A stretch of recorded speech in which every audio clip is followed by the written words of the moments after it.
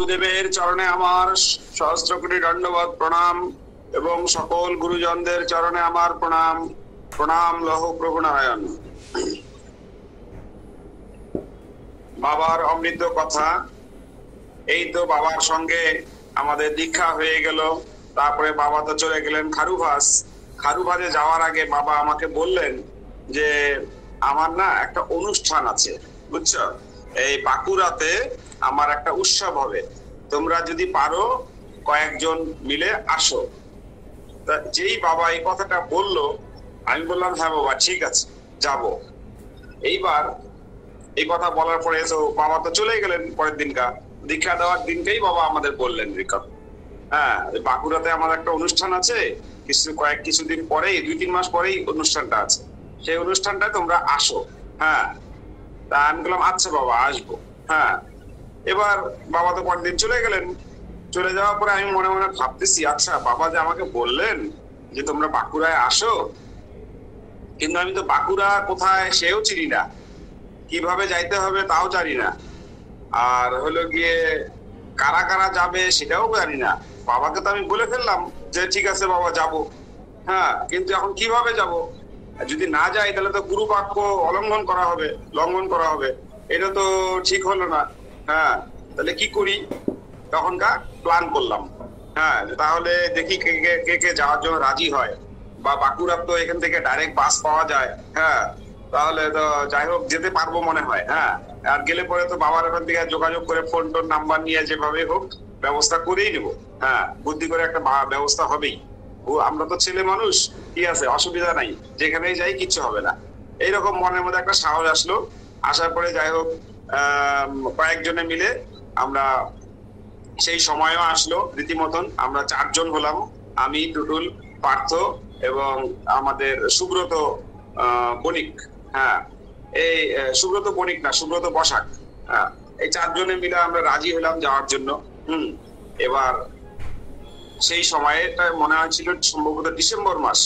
হ্যাঁ, 2010 হবে। হ্যাঁ, সেই ডিসেম্বর মাসে বাঁকুড়াতে গেলাম। হ্যাঁ, বাবার ওখানে যথারীতি সময় মতন আমরা ওখানে বাঁকুড়ায় পৌঁছে গেলাম, কিন্তু আমাদের বাসটা পৌঁছানোর কথা ছিল সকাল 6টায়, আমরা গিয়ে পৌঁছেছি বেলা 12টায়। গাড়িটা রাস্তায় জামের জন্য লেট ছিল। এইবার বাবার কাছে আমরা ওখান থেকে বাস থেকে নেমে কিভাবে যাব সবকিছু ঠিকানা শুনে সেখানে গেলাম। যাওয়ার পরে বাবা ছাদের উপরে ভক্তদের নিয়ে আছে, আমরা সেখানে গেলাম বাবার কাছে। বাবা আমাদের দেখার সঙ্গে সঙ্গেই বাবা বলে, আরে তোমরা আসো, তোমাদের নিয়ে তো আমি খুব চিন্তায় ছিলাম। হ্যাঁ, তোমরা আসো আসো আসো আসো, আমার সঙ্গে আসো। সঙ্গে সঙ্গে বাবা কি করলেন, আমাদের ওখান থেকে নেমে আমাদেরকে নিয়ে একদম নিচে একটা সিনেমা হল আছে, সেই সিনেমা হলের ভিতরে সে রান্নার সেবার ব্যবস্থা, ওইখানে নিয়ে গেলেন বাবা। হ্যাঁ, নিয়ে গিয়ে আমাদেরকে, সে তুয়া ছিল, হ্যাঁ তুয়াকে বললো, তুয়া এদের 4 জনকে আগে সেবা দাও, তোমরা হাত মুখ ধুয়ে আসো, যাও হাত মুখ ধুয়ে আসো, ধুয়ে এসে তোমরা আগে সেবা নাও, ঠিক আছে? তারপরে বাবা ব্যাগ ট্যাগ সব সাইডে রাখলাম, রেখে আমরা সেবা নিলাম। হাত মুখ দিয়ে সেবা নেওয়ার পরে বাবা বললো, তুয়াকে বললো, তুয়া তুই এদেরকে নিয়ে যা ওই ইসেতে, একটা ধর্মসভা আছে ওখানে, হ্যাঁ সেইখানে নিয়ে গিয়ে বললো যে ওখানে তুই ধর্মসভায় ওদেরকে বড় দেখে একটা রুম দে। হ্যাঁ, দিয়ে ওদেরকে বিছনাপত্র কি কি লাগবে সবকিছু রেডি করে দিয়ে তুই তারপরে আয়। আর আমাদের বললো তোমরা গিয়ে ওখানে ট্রেস হয়ে তোমরা রেস্ট নাও। হ্যাঁ, এই কথা বললো। আমি বললাম আচ্ছা বাবা ঠিক আছে। এইবার সেখানে গেলাম, যাওয়ার পরে আমরা ফ্রেশ হলাম।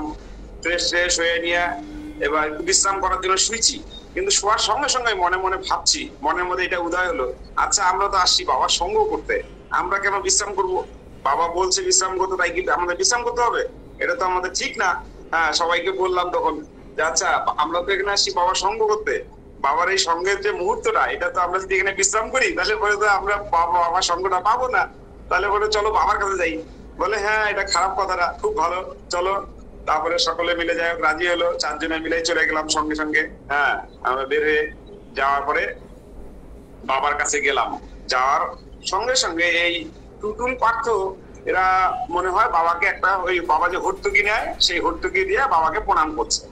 এই যেই বাবাকে প্রণাম করছে হর্তুকি দিয়ে, আমার তো তখন মনটা খারাপ হয়ে গেল, এ কি, আমি তো বাবাকে হর্তুকি নিয়ে আসি নাই বাবাকে প্রণাম করার জন্য। হ্যাঁ কেমন হলো, হ্যাঁ আমি বাবার জন্য একটা ভর্তুকি নিয়ে আসতে পারলাম না, এটা মনে ছিল না, যাই হোক ওরা নিয়ে আসছে। তা তখনকার আমার মনটা খুব খারাপ হলো। তো তখন আমি মনে মনে আবার সিদ্ধান্ত নিলাম, তাহলে নিচে তো নিশ্চয়ই ভর্তুকির দোকান আছে, তাহলে সেই ভর্তুকির দোকানে গিয়ে সেই ওখান থেকে আমি ভর্তুকি নিয়ে এসে কিনে নিয়ে এসে বাবার হাতে আমি দিয়ে প্রণাম করবো, এরকম আমি ভাবলাম। এবার প্রণাম করার সঙ্গে সঙ্গেই বাবা বললেন, তোমরা যে শিলিগুড়ি থেকে আসলে তোমাদের কত করে খরচা হলো? তা আমরা বললাম, বাবা আমাদের বাসের ভাড়া 250 টাকা করে লাগছে। তা বাবা বললো, ঠিক আছে আমি তাহলে তোমাদের 300 টাকা করে দিয়ে দিই। আমি বললাম, বাবা কেন আপনি টাকা দিবেন? বলে, না না রাখো, আমি যেটা দিচ্ছি তোমরা সেটা রাখো। বললাম, বাবা আমরা তো রোজগার করি বাবা, আমাদের কেন পয়সা দিবেন বাবা আপনি? হ্যাঁ আমাদের পয়সা দিতে হবে না বাবা, আমরা তো রোজগার করি, যদি কখনো লাগে বাবা আমরা চাবো। বলে, না না এটা আমার আশীর্বাদ, তোমরা রাখো। এই বলে নিয়ে বাবার সঙ্গে সঙ্গে আমাদের 300 টাকা করে অজিত মামা ছিল, অজিত মামা হলো মামা, ওনাদের 300 টাকা করে 4জনকে দিয়ে দাও। সঙ্গে সঙ্গে আমাদের টাকাটা দিয়ে দিল। এই তো এই অবস্থা দেখে নিয়ে আমার তো মানে কেমন লাগছে যে গুরুদেব কোনোদিন কোনো কিছু নেন না, হ্যাঁ মানে সব গুরুদেবরা নেয়, আর আমাদের বাবা আবার দিয়ে দিচ্ছে গাড়ি ভাড়ার টাকা। এ কি আশ্চর্য ব্যাপার। হ্যাঁ এইরকম একটা পরিস্থিতি হয়ে গেল। তারপরে ওখানে যাই হোক মনটা একটু খারাপও হলো, আবার চিন্তা করলাম, বাবা বললো আশীর্বাদ, আচ্ছা ঠিক আছে থাক, আশীর্বাদ হিসেবেই রাখে দিই টাকাটা। হ্যাঁ টাকাটা তাহলে আর কোনো কাজে লাগাবো না, বা বাবার টাকা যেহেতু আশীর্বাদ হিসেবে রেখে দেবো। আচ্ছা রাখলাম। রাখার পরে এবার বাবা সবার সামনে, অত ভক্তর সামনে আমাদেরকে বলতেছে, এই যে এই দেখো এরা 4জন, হ্যাঁ এরা 4জন কিন্তু দিন আনে হাতে করে খায়, এরা দিন আনে দিন খায় এরকম টাইপের। হ্যাঁ এরা হাতে কাজ করে খায়, ঠিক আছে। এরা কিন্তু আমার ডাকে চলে আসছে। হ্যাঁ আর শিলিগুড়িতে আরো অনেক বড় বড় ভক্ত আছে যাদের 100 বিঘা চা বাগান আছে, তারা কিন্তু আসতে পারে নাই। অনেক বড় বড় দোকান আছে, আমি এই যে একটা দোকান ওপেনিং করে আসলাম শিবানন্দ জুয়েলার্স, তারাও কিন্তু আসতে পারে নাই। হ্যাঁ কিন্তু এদেরকে আমি ডাকছি, এরা চলে আসছে।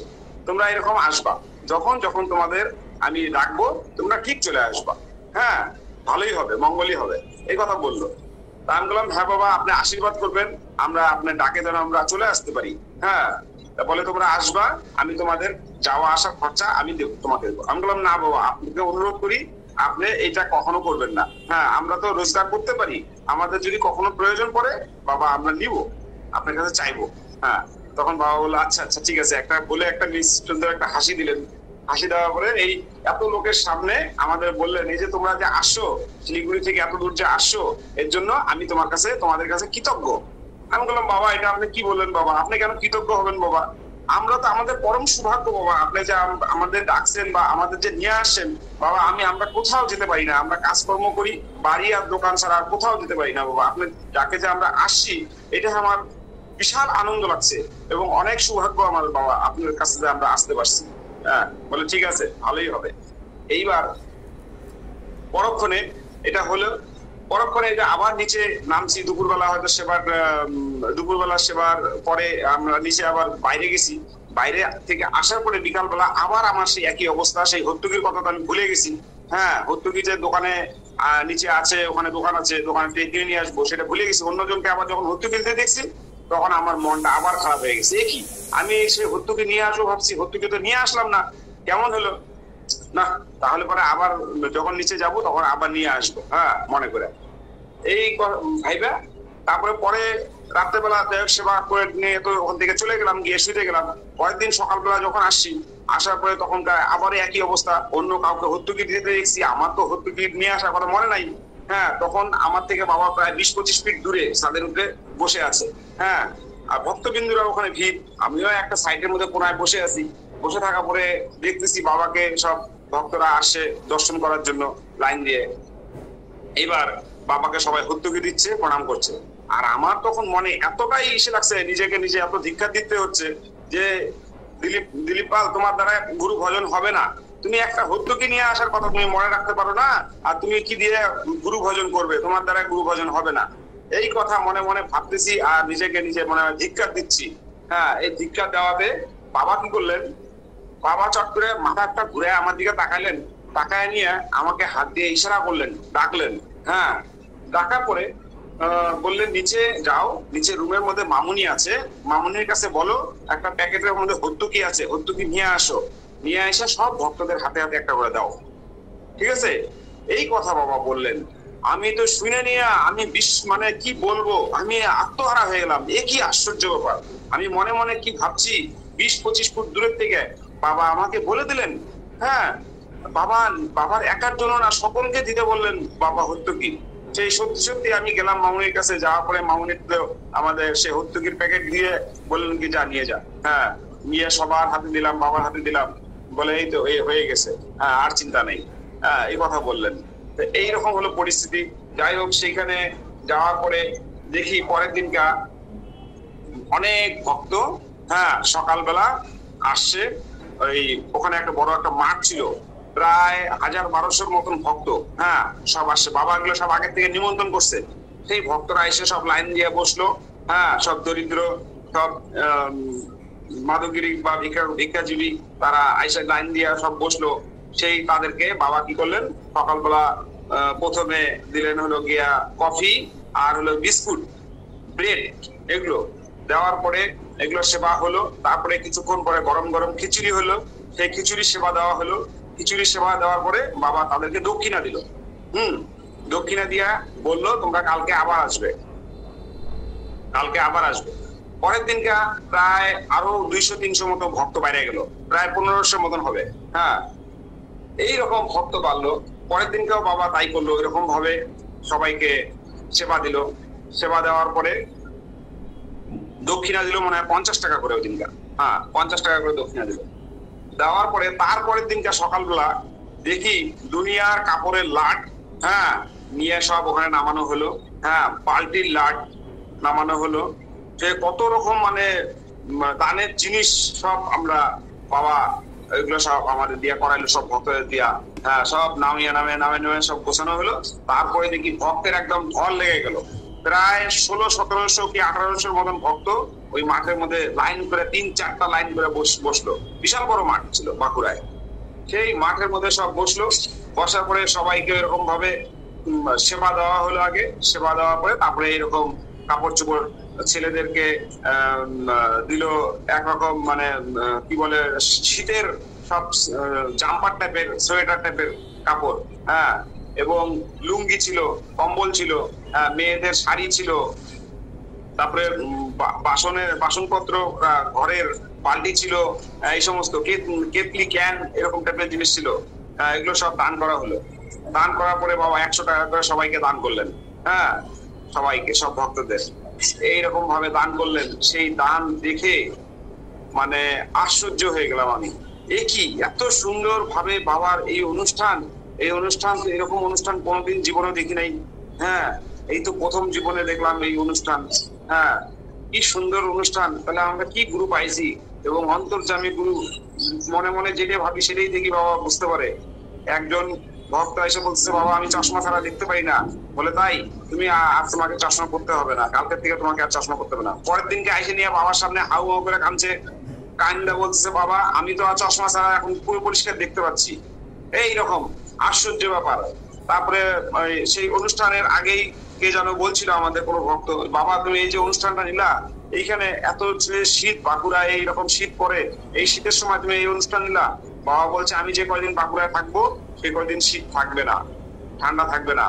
সবাই এসে বাবাকে বলছে, এ কি বাবা বাঁকুড়ায় তো প্রচন্ড শীত, শীত তো নাই বাবা, শীত কোথায় গেল? বলে এই তো আমি চলে গেলেই আমার সেই শীতটা চলে আসবে, তোমরা এটা মিলায় দেখো, এরকম করে বললেন। তা সেই দান উৎসব দেখে আমরা পরের দিনকা আমরা রিটার্ন চলে আসলাম। ঠিক আছে, বাবার থেকে অনুমতি নিয়ে আমরা রিটার্ন চলে আসলাম। বাবা আমাদের বললো তোমরা আবার আসবে, এরকম আমি তোমাদের যখন যখন ডাকবো তোমরা আবার আসবে। আমি বললাম ঠিক আছে বাবা, আসবো, প্রণাম। আজকে এই দানে দিলীপ, এই দানে বেশিরভাগ কুষ্ঠরোগী ছিল, সেটা উল্লেখ করতে ভুলে গেছো। কুষ্ঠরোগী দানে যে লোকরা দান পেয়েছে বেশিরভাগই ছিল কুষ্ঠরোগী। হ্যাঁ দাদা, কুষ্ঠরোগী ছিল, কুষ্ঠরোগী বেশিরভাগ ছিল বাঁকুড়া। আমিও সেবার ছিলাম তখন।